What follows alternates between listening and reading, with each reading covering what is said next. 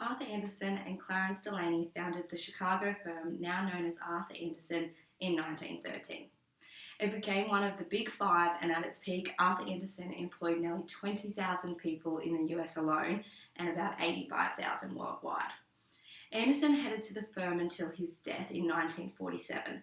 He was a stickler for honesty and upheld the highest standards in the accounting industry. Anderson's accountants' responsibility was to their investors and not their clients' management. The company's motto was think straight, talk straight. A clear example of how Anderson was building this outstanding reputation was when a local rail utility asked Anderson to sign off on some dodgy accounting or face losing them as a client. Anderson's response was simple. There was not enough money in the city of Chicago to make him do such a thing.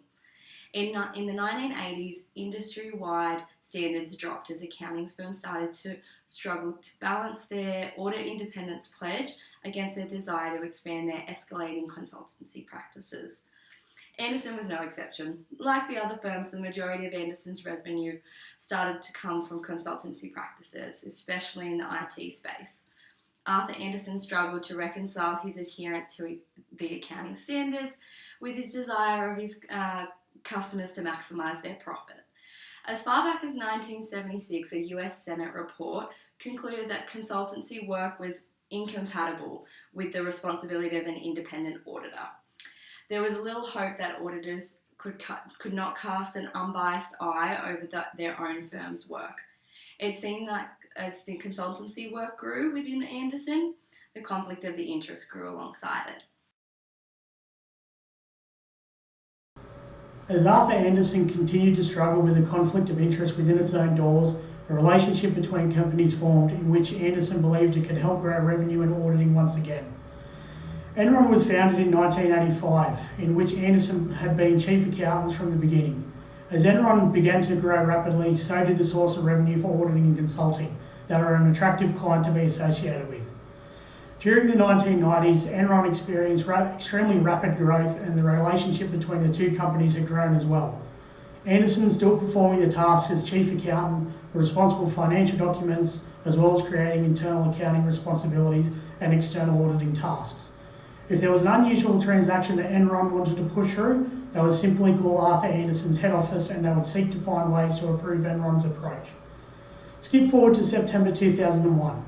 Losses in Enron's off-balance sheet partnerships were now becoming impossible to hide.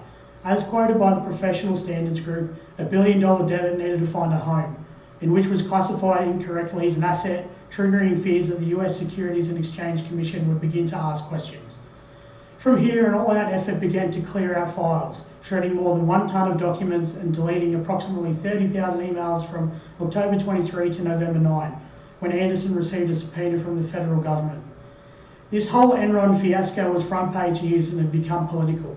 On December 2, 2001, Enron declared bankruptcy, which at the time was the largest corporate bankruptcy in American history.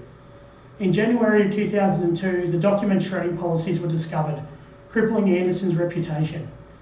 Many clients began finding new accounting firms as Anderson's began to fall. Lawyers of the firm rushed to reach a settlement with federal prosecutors, in which was declined, and Arthur Anderson's was indicted on March 14, 2002, destroying whatever credibility was left and driving major corporate clients away.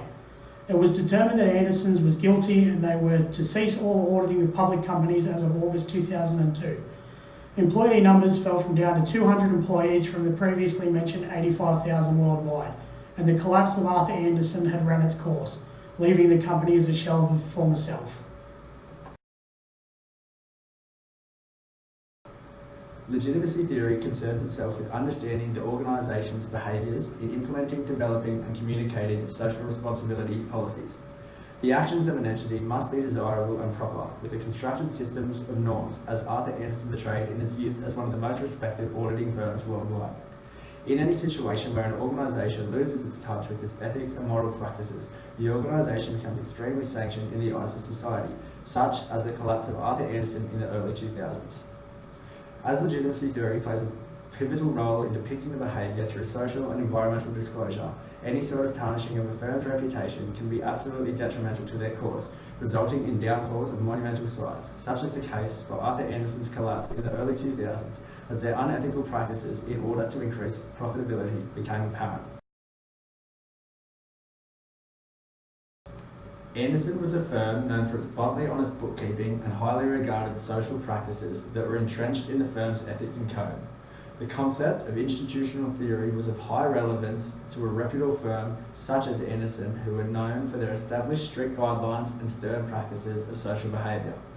Institutional theory focuses on developing the sociological views of the firm in the eyes of society, a practice once inherited by the auditing firm. Standards of the highest manner were set to the public from Anderson's earliest days, dating back to stories echoed from 1914 when a railroad executive burst into Anderson's office demanding his corporate ledgers be verified.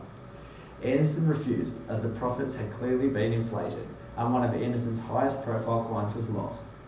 It was these sort of practices that assisted Anderson in maintaining his honest reputation until the 1990s, as managers within the firm attempted to shun aside honesty and diligence in order to increase profitability.